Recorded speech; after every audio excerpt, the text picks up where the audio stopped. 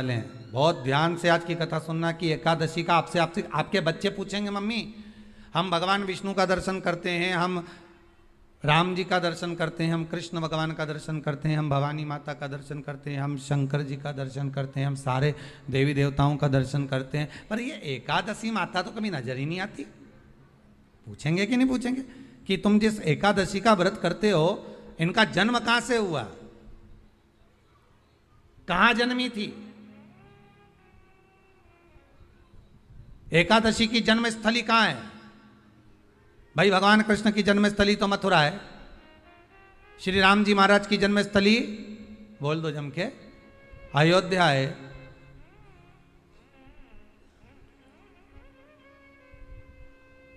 कोई आपसे पूछ ले कि एकादशी की जन्मस्थली कहां है तो आधे लोग तो बाल खुजाने में लग जाएंगे कि एकादशी आखिर पैदा कहां हुई थी, जन्म कहां लिया था, इसका जन्म हुआ कहां था, कहां जन्मी थी ये?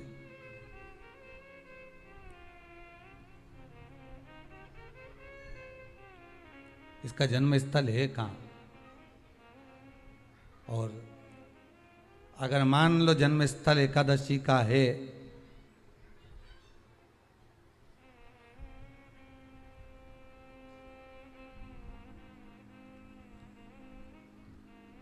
और एकादशी अगर जन्मी है, उसका जन्म हुआ है और दुनिया के लोग इतना व्रत करते हैं, उपवास करते हैं, तो फिर इसका जन्म स्थल कहां होगा? तो कहा इसका जो जन्म स्थल है वो बद्रीनाथ। कहां पर है?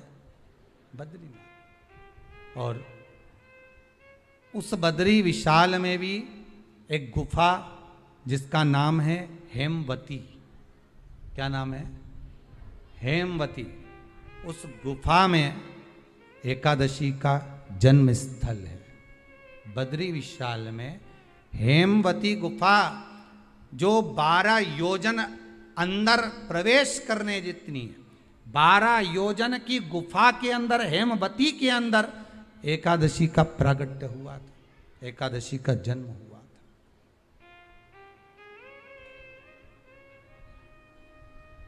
अब तो बता सकते हो ना कि कोई पूछे कि राम जी का जन्म अयोध्या में हुआ, भगवान कृष्ण का जन्म मथुरा में हुआ, और कोई पूछ ले आपका जन्म कहाँ हुआ था, अपन कह सकते ना सीहोर में हुआ हमारा।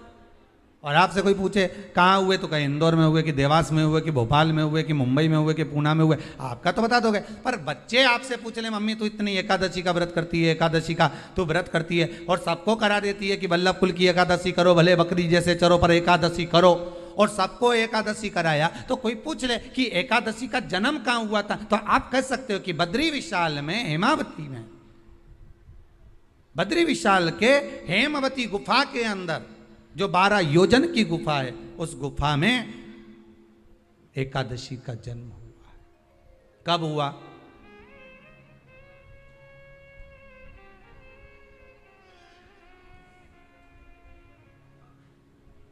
जन्म होने का कारण, राम जी के जन्म होने का कारण था रावण का संहार। भगवान कृष्ण के जन्म होने का कारण था कंस का संहार।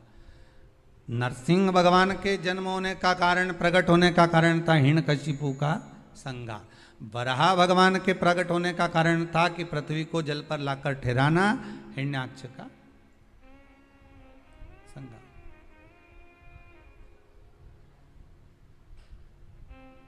तो फिर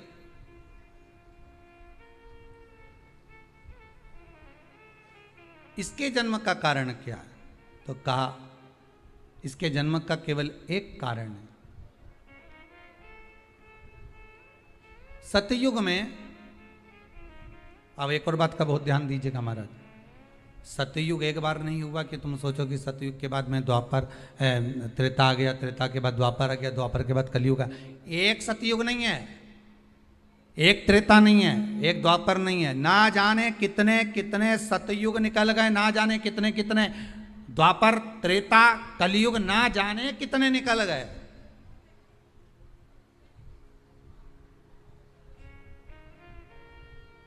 और आप और हम जैसे भी इस पृथ्वी पर ना जाने कितने, अरे जम के तो बोलो, निकल गए।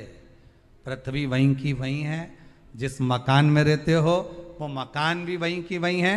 बस कभी कभी एकदम प्लाट हो जाता है, फिर उस पर वापस बन जाता है, फिर क्लीन, फिर बन गया, फिर क्लीन, फिर बन गया। ना जाने कितने कितने कितने कितने जन्म हम ले चुके हैं, और हमारे भी आगे का जन्म कितने जन्म होते रहेंगे। जमीन वहीं की वहीं रह जाएगी और अपन चले जाए, बस वो जगह वहीं रह गई।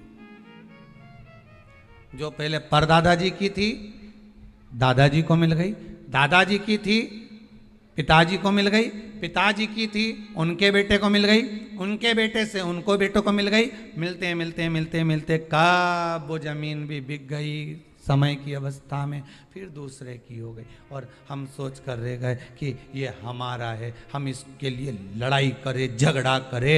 हम केवल इस जमीन के लिए, जरा सी प्रॉपर्टी के लिए अदालत में खड़े, अपना समय बर्बाद कर दिए और जो पाना था वो छोड़ दिया।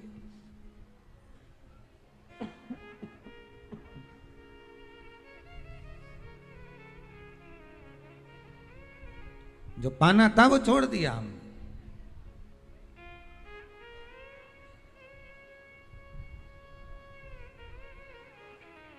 असली रजिस्ट्री तो ये शिव महापुराण की कथा है, जिसमें बैठकर आप 3 घंटा भगवान की भक्ति को जो धारण कर रहे हो, 3 घंटा जो भगवान की कथा को आप श्रवण कर रहे हो, 3 घंटा जो भगवान की भक्ति में आप डूबे हुए हो, 3 घंटा जो भगवत स्मरण में आप लगे हुए हो, बस यही असली रजिस्ट्री है, यही वहाँ काम आने वाली है। इसके सिवाय कुछ काम नहीं आएगा। धन दौलत माल खजाना सब पड़ा की पड़ा रह जाना, सब धरा की धरा।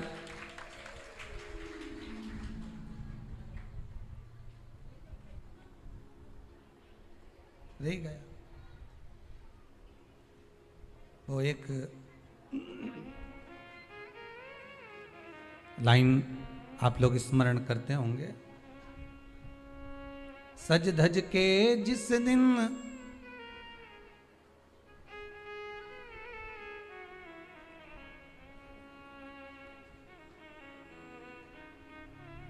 सज धज के जिस दिन मौत की शहजादी आएगी, न सोना काम आएगा न चांदी आएगी।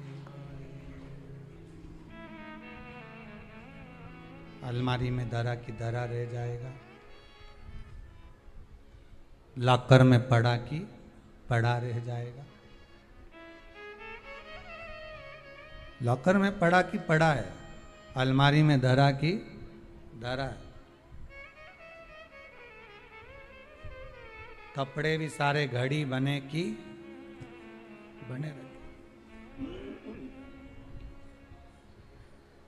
कपड़े भी धरे की धरे रह गए और सब पड़ा रह गया। कि छोटा सा तू कितने बड़े अरमान हैं तेरे, मट्टी का तू सोने जैसे मान है तेरे।